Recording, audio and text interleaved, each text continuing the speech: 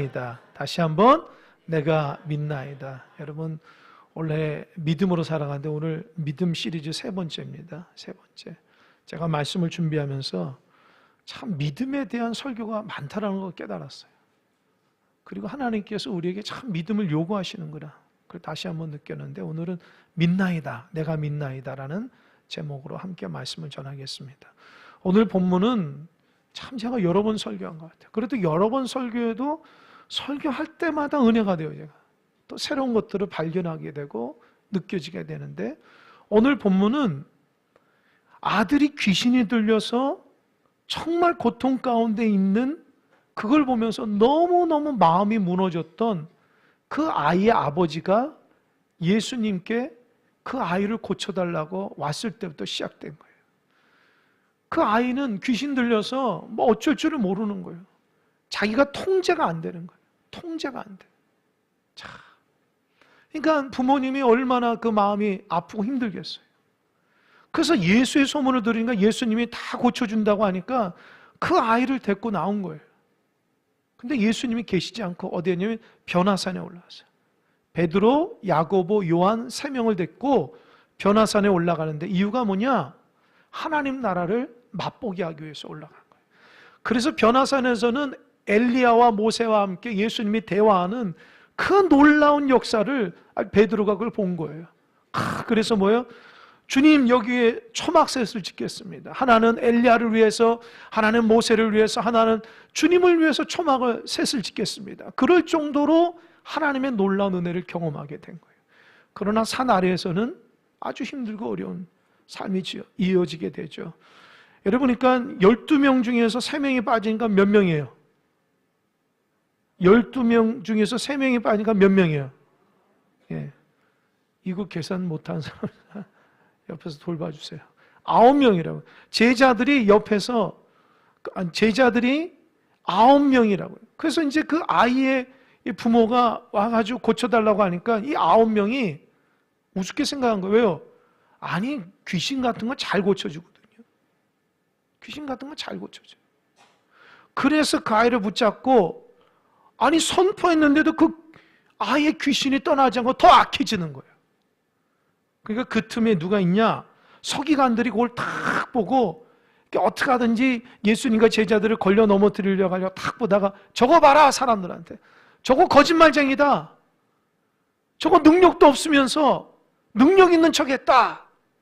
그렇게 하니까 이 9명의 제자들이 당황스럽잖아요. 아니 귀신을 딱 고쳐줬으면 그때 그냥 사람들 인기가 쭉 올라갈 텐데 귀신이 안 떠나가고 그 아이의 귀신이 더 발작하니까 너무 당황스러워요. 그러니까 어떻게 9명의 제자들이 서기관들에게 야 너희들은 하나님 말씀을 가르치면서 왜 위선한 외식하느냐 왜 위선자야 하면서 그냥 그 아이의 그 귀신 들린 아이를 두고 쌍방향에서 어떻게 해요? 서로 너가 잘못했니? 그렇게 이제 변론하기 시작하는 거예요. 그때 주님이 나타난 거예요. 주님 보니까 좀 이상하거든요. 그래서 이게 무슨 일이냐라고 하니까 그 아이의 아버지가 주님 내 아들이 귀신 들려서 정말 고통 가운데 있는데 주님의 소문을 듣고 데리고 나왔는데 주님은 계시지 않고 9명의 제자가 우리 아이를 위해서 기도했는데 고쳐지지 않아서 그렇습니다 라고 하니까 주님께서 첫 마디가 뭐냐? 19절입니다. 이 19절이 굉장히 중요한데 19절 한번 보겠습니다. 19절 다 같이 한 목소리로 시작.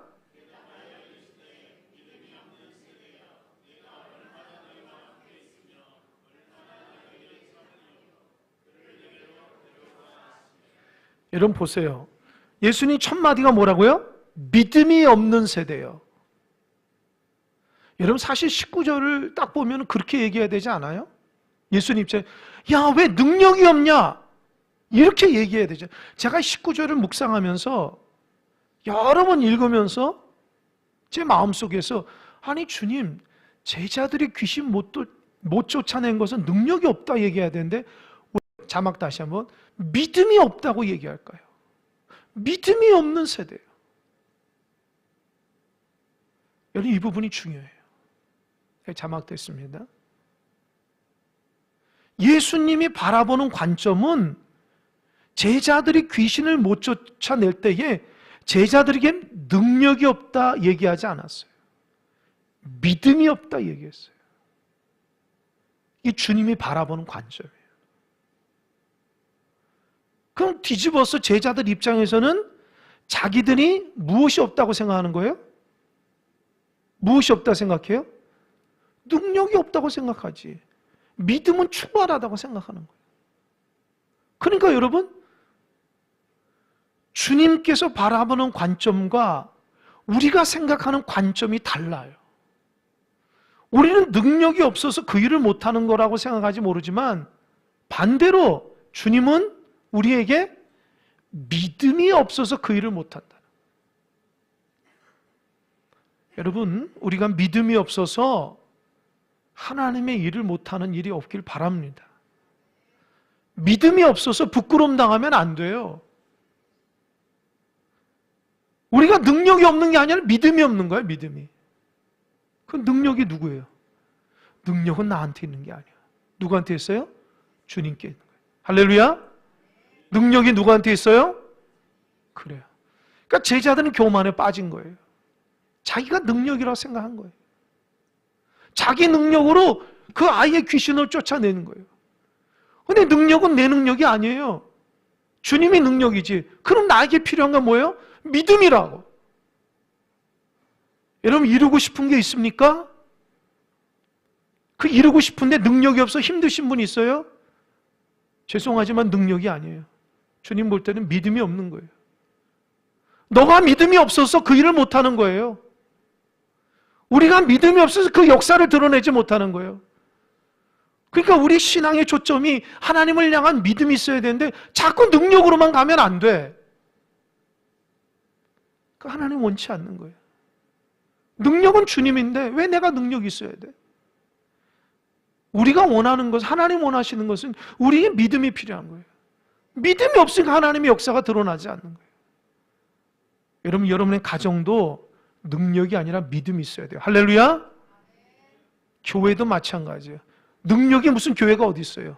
믿음이 있어야 돼요. 믿음. 제가 이 말씀 묵상하면서 참 깨달으면 그렇구나. 내가 능력이 없어서가 아니라 믿음이 없은구나. 능력은 주님 앞에 있는데 왜 내가 자꾸 능력을 추구하지? 믿음을 추구해야 되는데. 첫 번째, 여러분 꼭 기억하십시오. 믿음이 필요한 거예요. 그래서 제자들을 나무랬어요. 그리고 그 아이의 부모에게 묻습니다. 21절 한번 읽어보겠습니다. 21절 함께 읽겠습니다. 시작. 예수께서 그 아버지에게 물으시되 언제부터 이렇게 되었느냐 하시니 이르되 어릴 때부터입니다. 뭐라고 그랬어요? 예수님, 야 언제부터 그렇게 됐냐라고 하니까 어릴 때부터 됐다는 거예요. 그래서 22절 보세요. 제가 읽어볼게요. 귀신이 그를 죽이려고 불과 물에 자주 던졌나이다. 그러나 무엇을 하실 수 있거든 우리를 불쌍히 여사 도와주옵소서. 그러니까 귀신이 어렸을 때부터 이 아이에게 역사해서 그냥 가만히 있다가도 발작을 일으켜가지고 어떻게 해요? 잠깐 불에 막 들어가고 물에 막 들어가서 죽으려고 자살하려고. 여러분 그걸 보세요. 부모가 그걸 본다고 생각해봐요. 얼마나 힘들겠어요. 여러분 요즘에 아주 감기가 아주 독감이 아주 심하다고 그래요. 그래서 우리 자녀도 감기에 걸려가지고 그냥 며칠 동안 굉장히 힘들어해서 나아지질 않으니까 항상 콜록콜록하고 열이 안 떨어지고 그래서 걱정을 해가지고 병원에 가가지고 치료받고 왔는데 그때 며칠 정도 제 마음이 그냥 되게 힘들더라고요. 내가 아픈 것도 아닌데 자녀가 아프니까. 여러분 감기 한번 걸려도 자녀들이 힘들어하는데 부모 마음이 얼마나 속상해. 그런데 어렸을 때부터 귀신에 들려서 이쁘고 잘 성장해야 될 아이가 갑자기 귀신이 들려서 막 죽으려고 불에 들어가 물에 들려. 생각해 보세요. 여러분 그 아이 하나 때문에 집안이 완전히 근심이 되는 거예요. 부모가 어디 나갈 수라도 있겠어요? 어디 나가서 무슨 일을 볼 수도 있겠어요? 아이 때문에? 늘 아이를 데리고 다녀야 되고 부득불 혼자 나갈 때는 아이를 아마 묶어놨을 거라고요.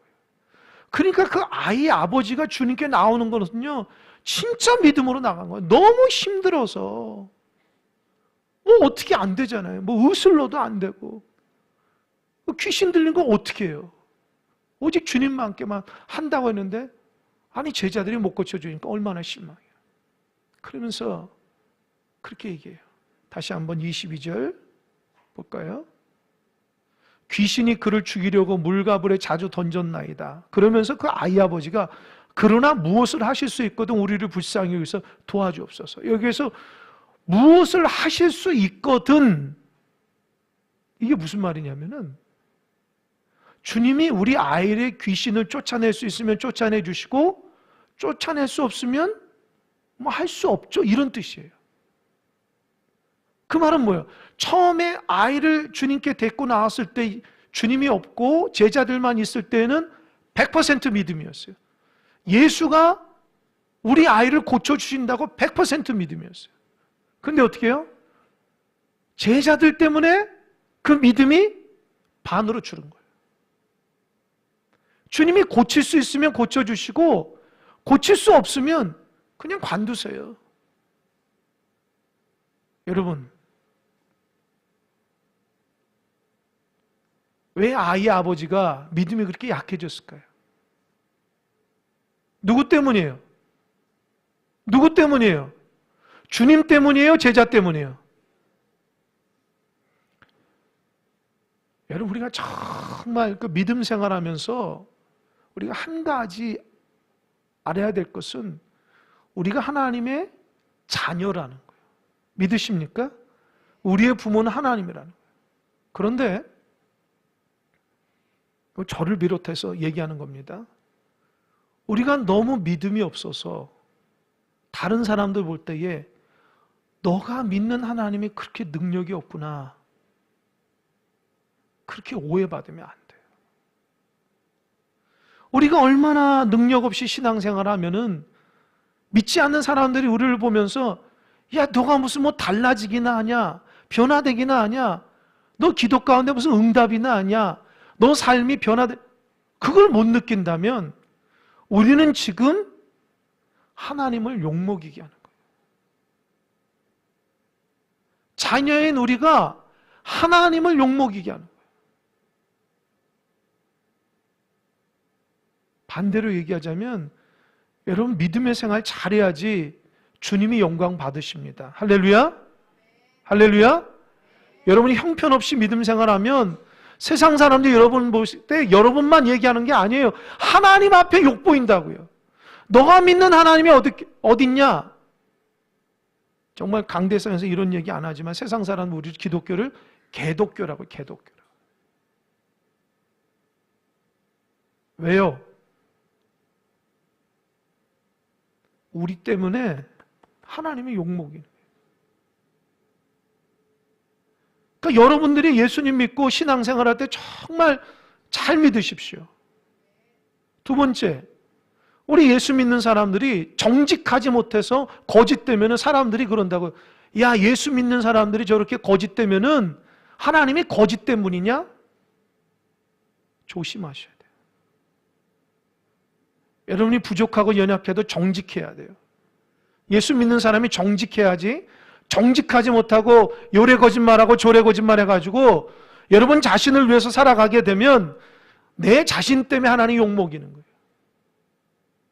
입만 열면 거짓말하신 분이 있어요? 진실하지 못하고? 그러면 하나님을 거짓말쟁이로 만드는 거예요.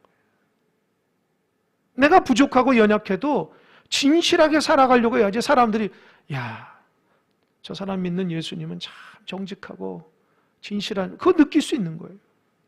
세 번째, 하나님은 사랑이 하나님이에요. 우리가 사랑하지 못함으로 인해서 야, 너가 믿는 하나님은 그렇게 무자비하냐, 사랑이 없냐, 그런 소리 들으면 안 돼요. 적어도 예수 믿는 사람들이 하나님의 사랑 가지고 하나님을 사랑하고 이웃을 사랑하는 모습으로 살아가야 돼요. 여러분이 사랑 없음으로 인해서 하나님까지 욕을 먹이는 거예요. 하나님은 그렇게 무자비하고 사랑이 없는 사람이냐? 사랑이 없는 분이냐? 안 됩니다. 여러분 그 연말에 그 종교를 종교 선호도를 이렇게 조사한 걸 제가 보니까 기독교가 꼴등이에요. 불교하고 천주교보다 훨씬 꼴등이에요. 옛날에는 그렇지 않았어요. 근데 왜 그러냐? 첫 번째가 뭐냐? 위선적이라는 거예요, 기독교인들이. 위선적. 말로는 사랑하고, 사랑을 외치면 사랑하지 않고, 말로는 정직을 외친다고 하면서도 정직하지 못하고. 그래서 세상 사람들이 볼 때에 저것들 뭐 하는 거야? 그래서 교회를 안 온다는 거예요. 여러분, 그걸 하나님이 다 알고 있다고 생각하면 얼마나 안타까웠어요. 하나님이 그렇게 가르친 게 아니잖아요. 하나님이 우리를 정직하고 진실하고 사랑하며 하나님이 약속의 말씀을 붙들고 살아가 했는데 예수 믿는 사람들이 위선적이고 세상을 향해서 사랑을 할 줄 모르고 섬기고 긍휼할 줄 모르고 자기 자신만을 위해서 탐욕을 가지고 살아가게 되면은 세상 사람들이 등을 돌리는 거예요. 여러분 정말 교회가 부흥되기 원하면 여러분 각자마다 진실해야 돼요. 하나님 예수 잘 믿어야 돼요. 여기서 아무리 기도하고 예배하고 찬양해도 우리가 정말 하나님 앞에 변화되지 않는다면 세상 사람들은 교회 한 발짝도 안 옵니다. 지금은 교회 능력이 중요한 게 아니라 우리가 능력 가운데 삶을 통해서 하나님의 역사가 드러나야 돼요. 예수 믿는 증거들이 있어야 된다. 신앙생활 잘하는 사람들 보세요. 얼마나 위선적이고 독선적인가. 우리가 그걸 깨달아요. 저부터 회개합니다. 예수 믿는 사람들이 사랑을 잃어버리고 섬김을 잃어버리고 자기들만 구원받는다고 하고 이게 똑같이 예수님 당시에 위선적인 유대인하고 똑같잖아요. 뭐 조금이라도 변화가 됩니까? 직장에서나 가정에서나 여러분 삶 가운데 정말 주의 사랑을 실천하며 살아갑니까? 내가 너가 다니는 교회는 절대 안 간다. 내가 너가 믿는 하나님은 절대 안 믿는다. 내가 오히려 복음을 방해하진 않는가. 우리 자신을 좀 돌이켜봐야 돼요. 여러분 하나님께서 여러분의 능력 있는 신앙생활 그런 거 첫 번째가 아니에요. 난 너희들이 변화되기를 바란다는 거예요. 십자가를 질 수 있는 마음으로 그렇게 독선적이고 위선적이고 너 자신만 알고 있는 그런 마음이 아니라 나는 인류를 위해서 십자가를 졌다는 거예요. 그런 사랑과 긍휼과 자비의 마음을 하는데 왜 예수 믿는 너희들은 그러냐는 거예요. 이게 우리가 깨달아야 될 거예요. 그러니까 진짜 구원이 뭐냐는 거죠. 우리끼리 좋아서 박수치고 우리끼리 좋아서 아멘 아멘 하고 우리끼리 좋아서 뭐 할렐루야 하며 그 무슨 의미가 있어요. 하나님 볼 때는 세상을 향해서 하나님의 귀한 사랑과 섬김인데 교회가 어떤 세력화되고 권력화되고 능력이 돼가지고 세상에 그게 아니잖아요. 여러분 그래서 신앙생활을 할 때 정말 정직하고 진실하게 하는 은혜가 있길 바랍니다. 제가 22절 보면서 많이 회개했어요. 그 고통받는 사람들이 예수님께 나와서 치료받아야 되는데 나 때문에 실망하게 되는 거예요. 내가 바르지 못하니까.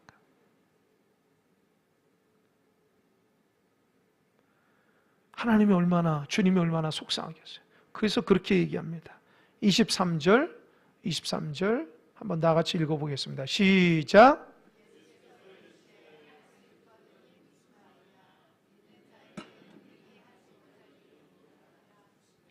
주님이 안타까운 마음은 그래요. 할 수 있거든 무슨 말이냐. 야 믿는 자에겐 능치 못할 일이 없어. 야 너 제자들 때문에 실망하지 마. 너 믿음 잃어버리지 마.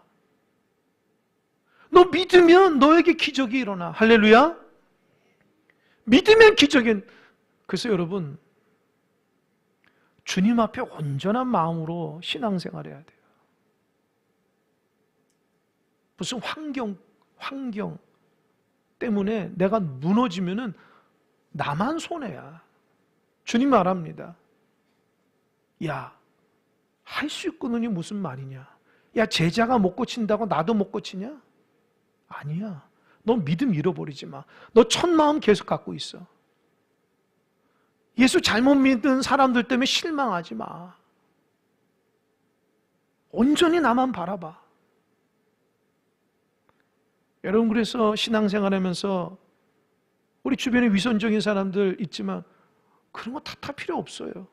내가 그냥 하나님 앞에 잘 믿으면 돼요. 할렐루야. 그런 것 때문에 내가 넘어지고 쓰러질 이유가 없죠. 판단은 주님께서 하시니까 나는 온전히 주님만 붙잡으면 되는 거야. 할렐루야. 우리가 뭐라고 심판자가 되고 우리가 뭐라고 남을 정죄해요. 그 정죄하는 것을 주님께 정죄받을 수 있어요. 그러니까 나는 오직 주님만 바라보면 돼. 할 수 있거든요. 무슨 말이야. 믿는 자에게는 능치 못 기적이 일어난다는 거예요. 그래서 신앙생활하면서 저 사람 잘못되고 저 사람 잘못되고 그런 것 때문에 내가 주님 앞에 신앙생활하는데 걸림돌이 되지 않길 바랍니다. 주님은 얘기합니다. 야, 그런 거 신경 쓰지 마. 그런 건 내가 신경 쓸 테니까 너는 온전한 믿음으로 나한테 나와. 할렐루야. 여러분 중심이 중요한 거예요. 여러분 중심이 중요해요. 남이 뭐가 중요해? 여러분 중심이 하나님 앞에 신실하고 깨끗한 믿음으로 살아가야죠. 하나님 그걸 원하는 거예요. 그랬더니 그 아이의 아버지가 정신이 바짝 들었어요. 왜요? 제자 때문에 실망했는데 이제 주님의 말씀을 들으니까 정신이 바짝 들었어요. 그래서 24절 합니다. 24절 다 같이 큰 목소리로 시작. 곧 그 아이의 아버지가 소리를 질러 이르되 내가 믿나이다. 나의 믿음 없는 것을 도와주소서 하더라. 따라해 보세요. 내가 믿나이다. 나의 믿음 없는 것을 도와주소서. 여러분, 이게 정직한 거예요. 주님이 뭐라 하지 않아요. 너 믿음 잃어버리지 마. 너 왜 낙심해? 너 왜 사람 때문에, 환경 때문에 낙심해? 나를 온전히 봐야지. 그들이 무슨 구주야? 그들이 예수야? 그들이 하나님이야? 그런 것 때문에 넘어지지 말고 나를 봐봐. 그럼 기적이 일어나. 그랬더니 그 아이 아버지가 뭐라고 그랬어요? 내가 믿나이다. 이 말은 뭐냐면은 주님 정말 제가 믿겠습니다. 그 말은 뭐냐면 주님 내가 이렇게 믿음이 없지만 주님 말씀하시니 다시 한번 내가 믿음을 찾습니다. 그리고 두 번째가 중요해요. 나의 믿음 없는 것을 도와달라는 거예요. 여러분 우리가 이 두 번째를 얘기를 안 해요. 그냥 믿는다고만 얘기하지 자기 믿음 없는 것을 하나님께 간구를 안 해요. 여러분 신앙생활하면서 사람들이 자기 입으로 저 믿음 약하고 믿음 없어요. 그런 소리 하는 사람이 별로 없어요. 다 자기가 믿음이 좋은 줄 알아요. 정직하지 못해요. 여러분 하나님이 여러분의 믿음 없다고 야단치는 거 아니에요. 오히려 믿음이 없는데 하나님께 도와달라고 하지 않는 것 때문에 뭐라 하는 거지. 믿음이 없으면 하나님 저 좀 도와주세요. 내가 믿음이 없어요. 자꾸 넘어져요. 그렇게 솔직하게 얘기해야 되는데 아니 믿음도 없으면 믿음이 있는 척하면 신앙생활해요. 그러니 그 삶을 통해서 믿음이 드러나겠습니까? 믿음 없음이 그래서 주님이 뭐라고 했어요? 야, 믿음이 없다. 믿음이 없다 얘기하잖아요. 여러분이 오늘 본문의 말씀을 잘 들으세요. 제자에게 믿음이 없다고 그랬어요. 믿음이 없다. 이 아이의 아버지에게는 믿음이 없다라고 얘기하지 않았어요. 너 흔들리지 마. 그렇게 얘기했다. 여러분 인간적으로 생각하면 제자들이 훨씬 믿음이 좋을 거 아니에요. 그런데 제자들은 가감없이 너 믿음 없다 얘기해요. 왜요? 교만하거든. 믿음이 없는데 주님을 찾질 않는 거예요. 주님 찾질 않아요. 자기가 믿음 있는 그러니까 자기 힘으로 귀신을 쫓아내니까 안 되는 거예요. 믿음이 없는 거예요. 그러나 아이의 아버지는 실망했지만 주님의 말씀에 다시 내가 믿나이다 얘기했잖아요. 자기의 솔직한 믿음. 나는 믿음이 약해졌어요. 주님 나를 좀 도와달라고 하니까 그때 주님께서 감동을 받는 거예요. 여러분 믿음 없다고 솔직하게 얘기하세요. 뭘 할 사람 없어요. 저 사람이 목사고 장로고 권사인데 저렇게 믿음이 없어? 그럴 사람 없어요. 오히려 제가 믿음이 부족합니다. 오히려 존경받는 거예요. 위선자처럼 얘기하면 안 돼. 내가 이렇게 믿음이 없는데 하나님이 이런 직분을 주고 하나님 나를 이제껏 인도했구나. 하나님 나를 도와주십시오. 하나님 나의 믿음 없음을 도와달라고 간구하는 사람이 돼야 돼요. 믿음이 자기 것인 양, 믿음이 자기에만 있는 것인 양 착각하며 살면 주님 앞에 너 믿음 없어라고 얘기한다. 그러나 믿음이 부족하면 주님 저 믿음 부족해요. 나 좀 도와주십시오 하면 주님은 그걸 귀하게 여기는 거예요.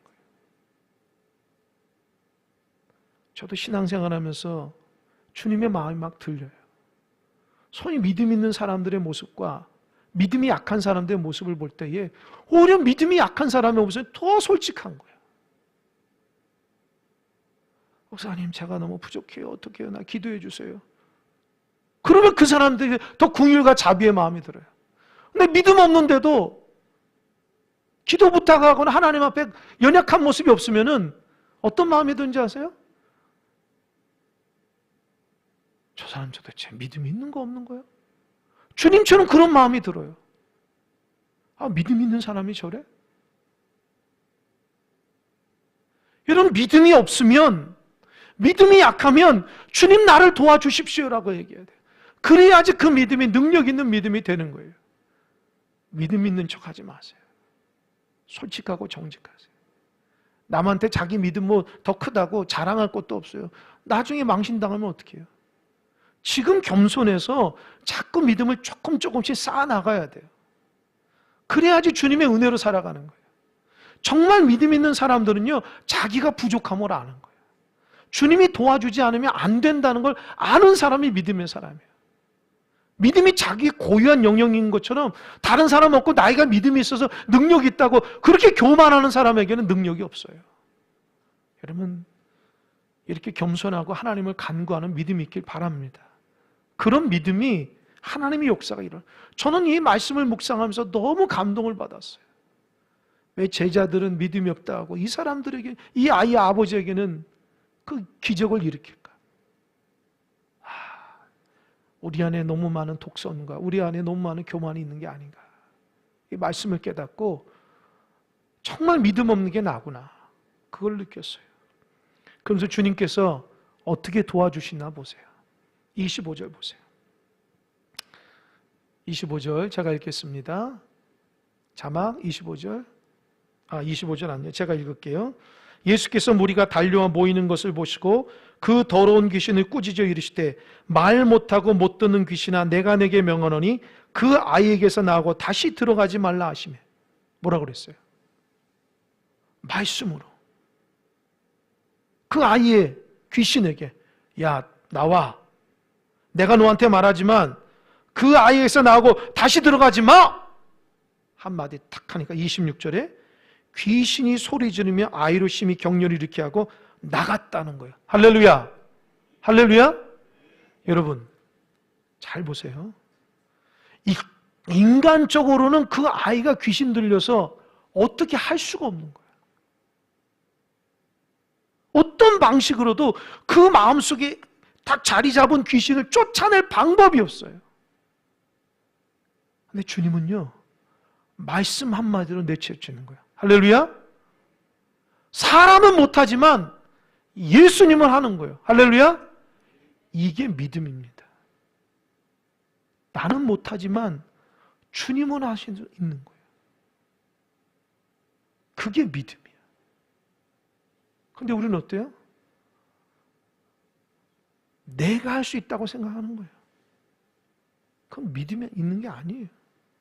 나는 못하고 주님이 하신다고 하는 게 믿음이라고. 내가 하려고 하면 안 되는 거예요. 그러니까 여러분의 믿음을 점검하세요. 내가 하려고 하니까 안 돼요. 반대로 내가 안 되고 주님 말씀 한마디면 되는 거예요. 얼마나 간단해. 근데 이제껏 신앙생활 하면서 자기 신앙을 하기 위해서 막 노력해서 덕을 쌓듯이 막 그렇게 해서 아주 굉장히 높은 경지에 오르는 것처럼 신앙생활 하는 사람이 있어요? 그거 회개하셔야 돼요. 우리 주님은 다른 종교와 같지 않아요.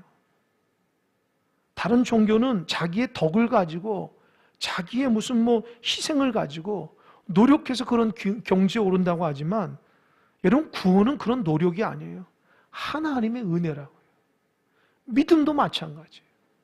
주님이 하시는 거지 내가 하는 게 아니에요. 그래서 소위 신앙생활 열심히 하고 신앙생활 오래 다닌 사람들이 오히려 믿음 없으면 모습이 더 많이 드러나요. 왜요? 자기가 하려고 하니까. 근데 초신자들은요, 자기가 부족한 줄 아니까 하나님 앞에 기도할 때 응답을 받는 거예요. 왜요? 하나님이 능력 많은 걸 아는 거예요. 우리가 이거를 다시 한번 깨달아야 돼요. 자꾸 사람이 바라보는 신앙관과 주님이 바라보는 신앙관이 다르다는 걸 알아야 돼요. 세상 사람들은 여러분 열심히 신앙생활하는 거 보고 야, 저 사람 믿음이 대단하다 그렇게 얘기할 수 있어요. 근데 주님은 다르다는 거예요. 착각하면 안 돼요. 근데 신앙은 남을 보이기 위한 것이 아니라 누구를 위한 거예요? 하나님을 위한 거예요. 그러니까 하나님이 인정받아야 돼요. 하나님께로부터. 그러니까 나는 못하고 주님이 하실 수 있는 거예요. 주님이 말씀 한마디면 되는 거거든요. 제자들은 어땠어요? 아니야. 자기가 하려고 하니까 안 된 거예요. 망신을 당하는 거예요. 주님 말씀 한마디 그 아이의 귀신아 나가 다시는 들어오지 마 하니까 귀신이 떠나갔잖아요. 여기서 한 가지 중요한 게 있습니다. 26절 보니까 귀신이 소리 지르며 아이로 심히 격려를 일으키고 나가니 그 아이가 죽은 것 같이 되어 많은 사람이 말하기를 죽었다는 거예요. 여러분 죽은 거예요? 죽은 것 같은 거예요? 죽은 것 같은 것이죠? 그죠? 잘 보세요. 저 좀 보세요. 이제 결론입니다. 아이의 아버지가 주님이 야 믿어. 그럼 너 역사가 일어나. 너 아이가 고침받을 거야. 주님 내가 믿습니다. 나이 믿는 것을 도와달라고 했어요. 그래서 예수님이 한마디로 귀신을 내쫓았는데 그 아이가 귀신이 나갔는데 그냥 죽어 있는 거예요. 아이의 아버지가 믿음이 약해지는 거예요. 또. 살아나야지 왜 죽어 있지? 믿음이 약해지는 거예요. 그때의 주님이 어떻게 했을까? 27절 읽어보겠습니다. 시작. 예수께서 그 손을 잡아 일으키시니 이에 일어서니라. 저 좀 보세요. 아이가 죽었어요. 아이의 아버지는 믿으면 된다고 하는데 왜 아이가 죽지? 믿음이 자꾸 무너져 갈 때 주님이 어떻게 해요? 아이의 손을 확 잡고 일으키신 거예요. 주님이 도와주신 거예요. 할렐루야. 우리가 믿음이 무너져 갈 때에 주님이 우리 손을 붙잡고 이렇게 세우시는 거예요. 할렐루야. 이게 겸손한 자에게 주어진 하나님의 은혜예요. 여러분 이스라엘 백성이 출애굽했을 때에 못 믿었어요. 모세의 말을. 근데 하나님 어떻게 해요? 10가지 재앙으로 그들의 믿음 없음을 도와줬어요. 쭉 나갑니다. 나갔는데 홍해에 있어요. 그들이 또 믿음 없이 불평불만해요. 하나님 우리를 왜 죽일 거냐? 그때 하나님께서 홍해를 갈라서 그들의 믿음 없음을 도와줬어요. 할렐루야. 광야길을 갑니다. 목마르다가 왜 이런 길로 인도하냐고 막 불평불만할 때에 하나님이 그들의 믿음 없음을 반석에서 물을 드러내게 해서 그들의 믿음 없음을 도와줬어요. 할렐루야. 우리도 마찬가지예요. 여러분 지금껏 인도한 것도 하나님의 은혜임을 기억하시기 바랍니다. 여러분은 무슨 믿음이 좋아서가 아닙니다. 하나님이 돌봐주셨기에 이제껏 온 거예요. 여러분의 직분도 마찬가지예요. 하나님이 돌봐주셨기 때문에 그 직분 감당하는 거예요. 가정도 마찬가지고 직장도 마찬가지고 교회도 마찬가지고. 하나님이 안 도와줬으면 우리는 벌써 죽었다고. 그게 믿음이에요. 그게. 하나님 오늘도 나의 믿음 없는 걸 도와주십시오. 내 손잡아 일으켜 주십시오. 마음이 무너지고 믿음이 무너져서 자꾸 하나님보다 세상 것 보게 되고 세상 것 때문에 실망하고 낙심할 때에 하나님 나 믿음 없는 거 도와주셔서 벌떡 이렇게 세워서 주님께 영광 돌리게 해달라고. 그런 믿음이 여러분 필요합니다. 여러분 오늘 말씀을 묵상하고 설교를 들으면서 혹시 여러분 중에 야, 참 내가 믿음 없구나 그렇게 느껴지신 분 있죠? 오늘 제대로 들은 거예요. 다시 시작하세요. 여러분의 신앙의 연수나 직분이나 여러분의 모든 그런 것들이 여러분을 믿음을 증명하는 게 아니라, 오히려 정말 주님 앞에 정직하고 진실하면 자기의 부족함이 느껴지는 거예요. 날마다 나를 도와달라고 해야 돼요. 그래서 한순간도 주님 없이는 살 수 없는 사람, 믿음의 사람이에요. 일주일에 살면서 하나님, 오늘도 제가 너무 힘들어요. 새벽에 나와서 기도하고 하나님 나 도와주세요. 나 오늘도 힘들어요. 그게 믿음이에요. 직장에 나가서 일할 때에 기도하는 거, 하나님 나 도와주세요.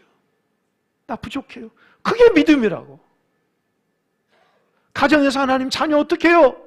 하나님 나 도와주세요. 주님의 자녀잖아요. 기도, 그게 믿음인 거예요. 그게 믿음.